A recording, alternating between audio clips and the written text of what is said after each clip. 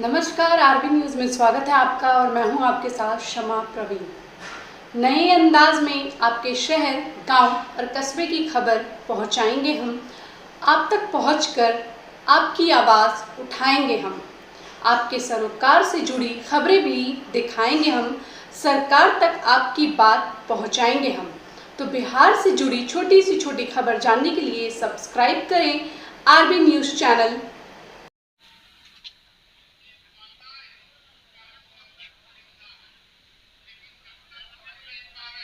नमस्कार, आप देख रहे हैं आरबी न्यूज़ चैनल और मैं हूं आपके साथ में आर.के. सिंह। जी हां, अभी मैं रोहतास जिला के विक्रमगंज अनुमंडल में विक्रमगंज में उपस्थित हूं और आप देख सकते हैं कि यहां पर एनडीए गठबंधन को लेकर के एक महासभा का आयोजन किया गया है, जिसमें गठबंधन के तमाम अधिकारी, पदाधिकारी और तमाम कार्यकर्ता इस मंच पर उपस्थित है और बीजेपी को हराने को लेकर के यहाँ पर जोरदार प्रयास किया जा रहा है। जी हाँ, संविधान बचाओ का नारा लगाते हुए मंच पर जो कि नए प्रत्याशी हैं और पिछले बार ओबरा से ये 2 बार विधायक बन चुके हैं, आज वह काराकाट से सांसद का चुनाव लड़ने की तैयारी को लेकर के यहाँ पर मंच पर उपस्थित है। तो उनसे मैं जानने का प्रयास करूँगा कि इस लोकसभा चुनाव को लेकर के वो क्या कुछ कहना चाह रहे हैं और किस प्रकार वह भाजपा को शिकस्त दे पाएंगे और जीतने के बाद में उनका पहला प्रयास क्या होगा। तो अभी जैसा कि आप देख रहे हैं कि मैं राजा रहीम सिंह जी के पास में उपस्थित हो चुका हूं।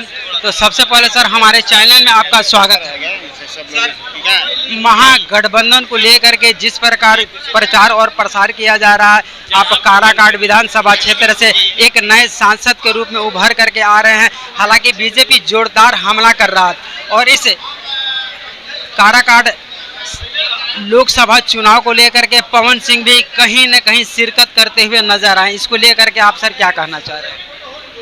काराकाट विधान लोकसभा क्षेत्र में चुनाव धीरे धीरे जनमत संग्रह के पक्ष में बढ़ रहा है और इस क्षेत्र की जनता संविधान के पक्ष में, लोकतंत्र के पक्ष में, देश की खेती किसानों के हाथ में रहे इसके पक्ष में और देश में रोजगार देने वाली सरकार रहे इसके पक्ष में है। और इसके लिए लोग इंडिया गठबंधन को सबसे ज़रूरी समझते हैं कि उसको ही सरकार में लाया जाए। सर, जहाँ तक उपेंद्र कुशवाहा का सवाल है, एक बार वो मंत्री बन चुके हैं और फिर पुनः पार्टी छोड़ करके चले गए, उनके बारे में आप क्या कहना चाह रहे हैं? फिर पार्टी में आना जाना।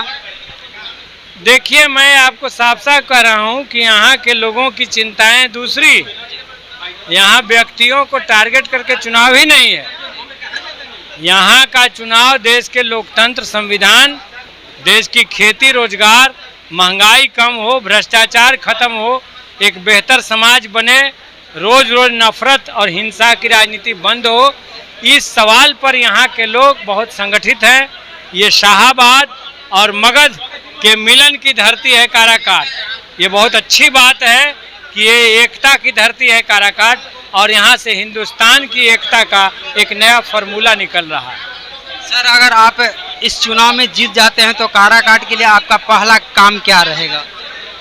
हमने किसान आंदोलन के दौर में देश की खेती को लाभकारी बनाने के सवाल को उठाया है। किसानों के फसलों की खरीद हो, MSP C2 + 50% मिले, हमारी नहरों से निचले इलाके तक पानी पहुंचने की गारंटी हो, इंद्रपुरी जलाशय शीघ्र बने, डालमिया नगर उद्योग समूह को पुनर्जागृत किया जाए और इस विक्रमगंज में भी उद्योग की मांगें उठी हैं। हम ये कोशिश करेंगे कि जीतने के बाद यहाँ कार्यकर्ताओं को, बुद्धिजीवियों को लेकर के एक पूरी कार्य योजना बनाएं। पहले भी हम लोग सड़कों पर लड़ाई लड़ते रहे हैं, लेकिन अब ये लड़ाई सड़कों के साथ साथ देश की संसद में भी लड़ी जाएगी।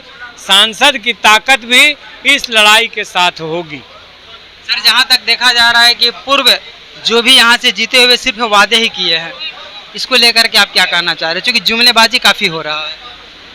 अब जिन लोगों ने जो किया है, यहाँ की जनता उनको उस ढंग से दंडित भी मिलेगा। बिल्कुल।